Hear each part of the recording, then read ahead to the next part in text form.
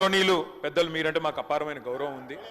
మిమ్మల్ని మేము దయచేసి కోరేది సభ బిజినెస్ను దయచేసి నడిపే క్రమంలో గౌరవ మంత్రులు మేమేదైనా తప్పు మాట్లాడినా మేమేదైనా మాట్లాడకూడని మాట మాట్లాడినా తప్పు మాట్లాడినా సవరించే అధికారం వారికి ఉంది. వారు ఇంటర్వ్యూన్ కావచ్చు, కరెక్షన్ చేయవచ్చు. కానీ దయచేసి తమరిని కోరేది, ఇక్కడ ప్రతిపక్షంలో మేము 39 మంది ప్రధాన ప్రతిపక్షంలో ఉన్నాం, వాళ్ళు 64 మంది ఉన్నారు. మరి వారికేమో సభ్యులు లేచినా మీరు సమయం ఇస్తున్నారు, వారు వ్యక్తిగతంగా దూషించినా నోటికొచ్చినట్టు మాట్లాడినా మీరు కనీసం మళ్ళీ మాకు అవకాశం కూడా ఇవ్వట్లేదు.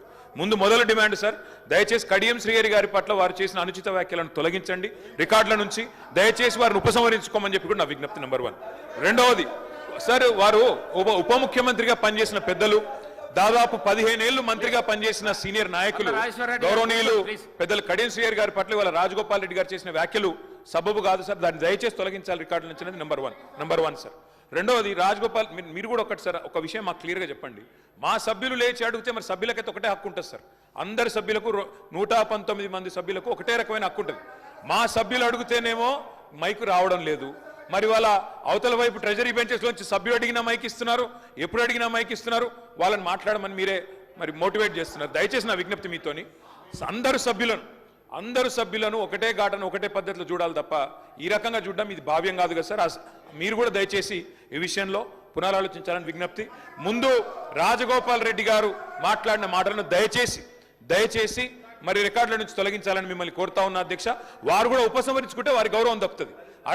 అట్లా మాట్లాడడం ఒక సీనియర్ దళిత నాయకుడి పట్ల, ఒక సీనియర్ దళిత మంత్రి పట్ల, గతంలో 15 ఏళ్లు మంత్రిగా పనిచేసిన పెద్దల పట్ల ఆ రకంగా మాట్లాడడం వారికి మంచిది కాదు.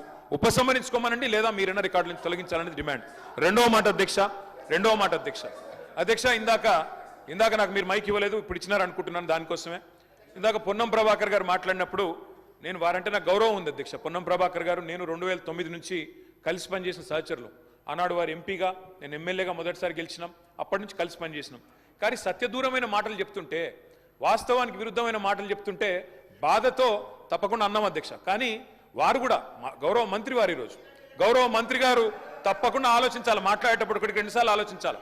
ఇవాళ వారి నియోజకవర్గంలో హుస్నాబాద్లో గౌరవెల్లి అనే రిజర్వాయర్ పూర్తయి ట్రయల్ రన్ అయిన మాట వాస్తవం కాదా అధ్యక్ష? ఇవాళ హుస్నాబాద్లో ప్రజలకు తెలియదా? వేములవాడ నియోజకవర్గంలో మలకపేట రిజర్వాయర్ మొత్తం పూర్తయి అందులో 1 TMC నీళ్లున్న మాట వాస్తవం కాదా అధ్యక్ష? ఇవాళ కాళేశ్వరం గురించి మాట్లాడి అదేమి జరగనట్టు నేను మేడిగడ్డకు పోయి వచ్చి మా మీద బురద జల్లే ప్రయత్నం ఏదైతే చేస్తున్నారో అధ్యక్ష, నేను గౌరవ సభ్యులకు తమరి ద్వారా తెలియజేసేది అధ్యక్ష ఒకటే ఒక్క మాట అధ్యక్ష. కాళేశ్వరం అనేది ఒక బరాజ్ కాదు అధ్యక్ష. కాళేశ్వరం అంటే 3 బరాజులు, 15 రిజర్వాయర్లు, 21 పంప్ హౌజులు, 19 సబ్ స్టేషన్లు, 203 కిలోమీటర్ల టన్నల్స్, 1531 కిలోమీటర్ల గ్రావిటీ కాలువలు, 141 TMCల స్టోరేజ్ కెపాసిటీ, అదేవిధంగా 240 TMCల యూటిలైజేషన్. శ్రీహరి గారు ఏమన్నారు అధ్యక్ష? శ్రీహరి గారు ఒకటే మాట అన్నారు, స్టెబిలైజేషన్ కూడా తీసుకోవాలి ఒక ప్రాజెక్టులో. కొత్తగా 97,000 కూడా నీళ్ళు ఇయ్యలేదని మాట్లాడితే స్థిరీకరించబడ్డ ఆయకట్టు ఎంత అని అధికారిని అడుగుతుంటే ముఖ్యమంత్రి గారు మాట్లాడనీయలేదన్నారు. గొప్ప ఉదాహరణ నా నియోజకవర్గం అధ్యక్ష. మా దగ్గర అప్పర్ మానేర్ అనే ప్రాజెక్టు నిజాం టైంలో కట్టినారు అధ్యక్ష, 45లో కట్టినారు. ఆ అప్పర్ మానేర్ అనే ప్రాజెక్టు కోసం ఆనాడు రాజశేఖర రెడ్డి గారి ఆనాడు ప్రభుత్వం ఉన్నప్పుడు కూడా పాదయాత్రలు జరిగినాయి. దాన్ని ఎప్పటికప్పుడు స్థిరీకరించాలని నింపాలనే ప్రయత్నాలు జరిగినాయి. కానీ ఎప్పుడు నింపబడ్డది అధ్యక్ష? మొత్తానికి మల్లన్న సాగర్ కట్టిన తర్వాత మల్లన్న సాగర్ నుంచి వచ్చే కాలువ ద్వారా ఎప్పుడైతే కూడవెల్లిలోకి నీళ్ళు వచ్చినాయో, కూడవెల్లి వాగులోకి ఈరోజు ఏప్రిల్లో ఎర్రటి ఎండల్లో కూడా మా మిడ్ మానేరు, మా అప్పర్ మానేరు ఎండుతున్న మాట వాస్తవమా కాదా? మా కరీంనగర్ జిల్లా శాసనసభ్యులు వారికి తెలుసు అధ్యక్ష, శ్రీధర్ బాబు గారికి, పొన్నం ప్రభాకర్ గారికి. అందుకే ఆ బాధతోనే మేము చెప్పింది, గౌరవెల్లి అయినా, మలక్పేట రిజర్వాయర్ అయినా, అదేవిధంగా మా అప్పర్ మానేర్ అయినా, స్థిరీకరించబడ్డ సింగూర్ అయినా, స్థిరీకరించబడ్డ నిజాం సాగర్ అయినా, SRSP పునరుజ్జీవమైనా, ఇవన్నీ కూడా కాళేశ్వరం ద్వారా జరిగిన మాట వాస్తవం అధ్యక్ష. అందుకే గౌరవ మంత్రి గారిని, ప్రభాకర్ గారంటే నాకు గౌరవం, ఎందుకంటే ఉద్యమ సహచరుడు. ఆనాడు పార్లమెంట్లో వీరోచితంగా పోరాడింది కాబట్టి మా నాయకుడు కేసీఆర్ గారు కూడా కరీంనగర్లో, ఇక్కడ అక్కడ కాదు అధ్యక్ష, కరీంనగర్కి వచ్చే బహిరంగ సభలోనే వారిని అభినందించారు. కాబట్టి మాకు అట్లాంటి మంత్రి గారిని అగౌరవపరిచే కుసంస్కారం లేదు. కానీ మంత్రి గారు కూడా వాస్తవాలు చెప్పాలి అధ్యక్ష.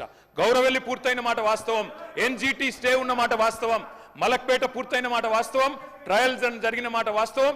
కాళేశ్వరంలో, ఇంత పెద్ద కాళేశ్వరంలో 3 బరాజులు, అదేవిధంగా 15 రిజర్వాయర్లు ఉండే కాళేశ్వరంలో ఒక్క బరాజులో 3-4 పిల్లర్లకు ఇబ్బంది జరిగితే దాన్ని రిపేర్ చేయండి. ఇప్పుడే మా గౌరవ పెద్దలు కడియం శ్రీహరి గారు డిమాండ్ చేసినారు, దాన్ని రిపేర్ చేయండి. రైతుల మీద కోపం పెంచుకోకండి. కేసీఆర్ గారి మీద కోపం ఉంటే రాజకీయంగా ప్రయోజనం కావాలనుకుంటే ప్రయత్నం చేయండి, కానీ ఆ ప్రాంత రైతాంగం పట్ల కక్ష కట్టవద్దు. నింపండి, మేడిగడ్డ నింపండి, కాళేశ్వరంలో పంపింగ్ స్టార్ట్ చేయండి. వాళ్ళ 5,000 క్యూసెక్ల నీళ్లు కిందికి పోతున్నాయి. ఇది రాజగోపాల్ రెడ్డి గారు. అధ్యక్ష, ఇప్పుడు నేను ఏమంటున్నా, అంత గొప్ప మనసున్న మనిషి కదా కేటీఆర్ గారు, అంత గొప్ప మనసున్న మనిషి. రాజగోపాల్ రెడ్డి గారు ఒక్క నిమిషం